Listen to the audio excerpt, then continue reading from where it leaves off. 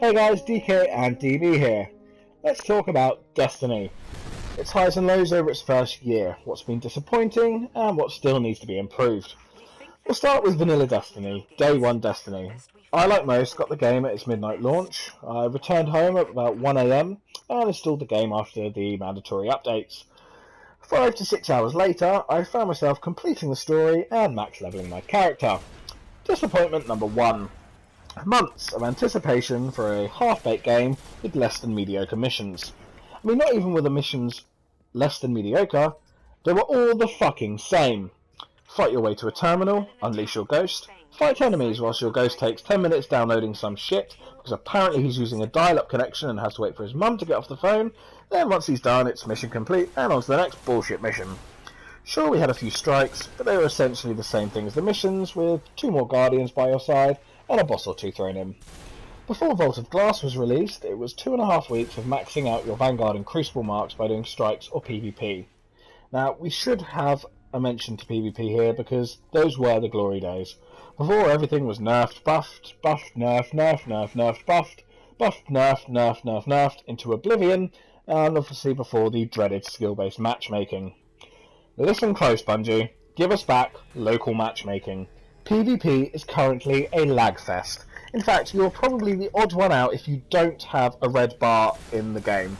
I don't care if I matched against noobs or a hardcore motherfucker, as long as they aren't lagging. So yes, believe it or not guys, Vanilla Destiny PvP was actually fun. Got onto our first raid, Vault of Glass. Awesome mechanics, interesting bosses, and overall a lot of fun. Sure, I had some teething problems in the beginning, and sure, a few cheeses had to be patched out, like the pushing Atheon off the edge, but you really get the feeling Bungie took their time designing it, and it showed. That was essentially the first 3.5 months of Destiny until the first DLC, The Dark Below, dropped on December 9th. Now, The Dark Below brought with it 4 new missions, 2 new strikes, and a level cap increase to 32 should RNGesus deem you worthy of the correct armour. A few new PvP maps, and an overly chatty Eris Morn, oh, and of course the Kratos End raid, if you can really call it a raid. The missions were a step in the right directions with an increased narrative, but the raid was a step back. Messy mechanics and not one part that couldn't be cheesed. I mean, hell, it can be soloed in less than 20 minutes. Seriously, Bungie, did you let the FedEx guy design it? What the hell? It was so appalling. So much so that they put their thinking hats back on and skipped having a raid entirely for the next DLC, and instead gave us the rather mediocre Prison of Elders. Prison of Elders came with the House of Wolves DLC, another step in the right direction. This came with 6 missions, 1 strike, a new social space, a new PvP event, Trials of Osiris, and as mentioned, Prison of Elders. The narrative was again increased, and it felt like we had a game that really should have been there at the beginning. Then on to the Taken King. Finally, we had a complete game. The missions were restructured and questified. We had a ton of new missions, new subclasses, new strikes, new armor and weapons, new exotics, a new place to explore with the Dreadnought. We were treated to cutscenes and in turn a great chance to get to know Cade 6, brought to life by Nathan Fillion. Sadly, we lost Peter Dinklage as Ghost, with veteran voice actor Nolan North taking the reins, giving us a campy C-3PO style Ghost as opposed to Dinklage's robotic, monotonal version. Despite the loss of Dinklebot, this was finally the Destiny we deserved.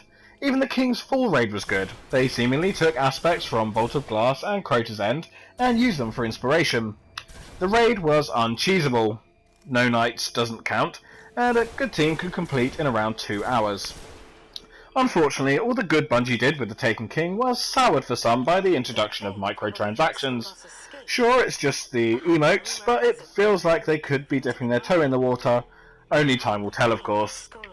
Recently, we've also been able to instantly level up a character to 25 and fully unlock a subclass for the ridiculous price of £25 or $30.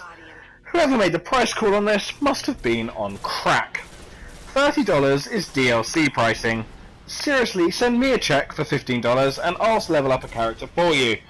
Sure, it's not game breaking or pay to win, but it seems that if they can charge that sort of price for something like that, what else will they try and get away with? Again, time will tell. What really bothered me was the idea behind boosting people to level 25 was so they could jump straight to the Taken King content, essentially bypassing the very mediocre Year 1 content. What they're acknowledging without directly saying is that Year 1 Destiny wasn't what it should have been. Please feel free to skip it entirely. That irritates me slightly. Man up and apologise for releasing half a game. Now, I do enjoy Destiny. I played religiously for over a year until Fallout 4 released. I appreciate that Bungie have gotten things wrong and in turn tried to rectify things. But my big wants for the game still are private PvP matches. It shouldn't be that hard. Every other game has them. Come on, Bungie. Dedicated servers, or at least a return to local matchmaking. The lag is real. And new missions, not just timed events like the Sparrow Racing or the Festival of the Lost. New content, proper content, missions, strikes, something to keep us interested until Destiny 2. If they keep releasing timed events until Destiny 2 releases, I feel that it will lose a large amount of its player base. Listen to your fans, Bungie. So, honestly, that's all we've really got to say. Do you agree? Do you disagree? Is there anything that you'd like to see in Destiny 2 or in the time leading up to Destiny 2? Drop it in the comments below. Give us a like at the end of the video if you enjoyed, and make sure to subscribe. Thanks for watching, guys.